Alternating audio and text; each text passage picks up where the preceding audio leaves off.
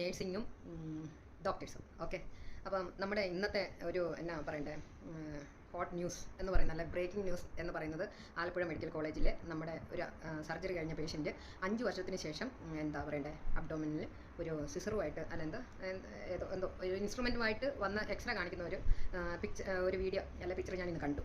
അപ്പോൾ അതിൽ ഒരു ഡോക്ടർ വന്ന് ഒരു എക്സ്പ്ലനേഷൻ തരുന്ന ഡീറ്റെയിൽസ് മീഡിയയ്ക്ക് കൊടുക്കുന്നുണ്ട്. അപ്പോൾ ആ ഡോക്ടറിൻ്റെ ഒരു വിചിത്രമായ റെസ്പോൺസ് ആയിരുന്നു. ഇങ്ങനെ എത്ര വർഷം കിടന്നാലും കുഴപ്പമില്ല.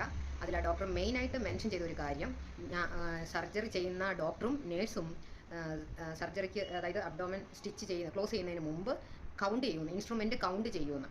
ഓക്കെ, അതും ഈ ഡോക്ടർ എത്ര നാളായിട്ടുള്ളതെന്നൊന്നും എനിക്കറിയത്തില്ല, റിട്ടയർഡ് ആയോന്നൊന്നും എനിക്കറിയത്തില്ല.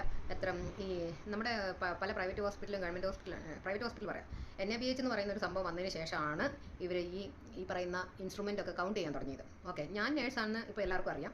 നേഴ്സായ എൻ്റെ അനുഭവം ഞാൻ ഇവിടെ പറയുന്നു. ആ ഡോക്ടർ ഇതുവേണം ചെയ്തോട്ടെ, എനിക്ക് പ്രശ്നമല്ല.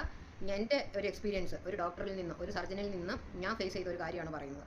അപ്പം ഞാനൊരു ഹോസ്പിറ്റൽ നേഴ്സിംഗ് സൂപ്രണ്ട് ആയിരുന്ന സമയത്ത് ഈ ഡോക്ടർ പറഞ്ഞ കുറച്ച് ഡയലോഗുകളുണ്ടല്ലോ, ആ ഡയലോഗ് ഞാൻ ഈ ഡോക്ടറോട് പറഞ്ഞപ്പോൾ എന്നോട് പറഞ്ഞൊരു കാര്യം, അവൾ എന്നെ ഇൻസ്ട്രുമെൻറ്റ് എണിക്കാൻ വേണ്ടി വന്നിരിക്കുന്നവളാണെന്നാണ് പറഞ്ഞത്.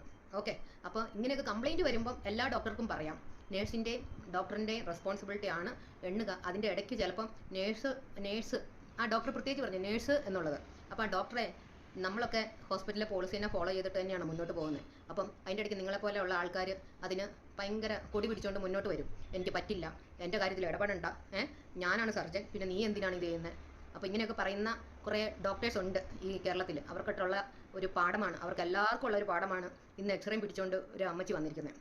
അപ്പോൾ ഇനി നിങ്ങളൊക്കെ ചിന്തിച്ചോ, നിങ്ങളൊക്കെ സർജറി ചെയ്ത് എത്ര പേഷ്യൻറ്റ് ഇങ്ങനെ എക്സ്റേ ആയിട്ട് വരുമെന്ന് നോക്കിയിരുന്നോ? എല്ലാവരും നോക്കിയിരുന്നു, പ്രത്യേകിച്ച് എന്നോട് പറഞ്ഞ ആ ഡോക്ടറും. ഓക്കെ.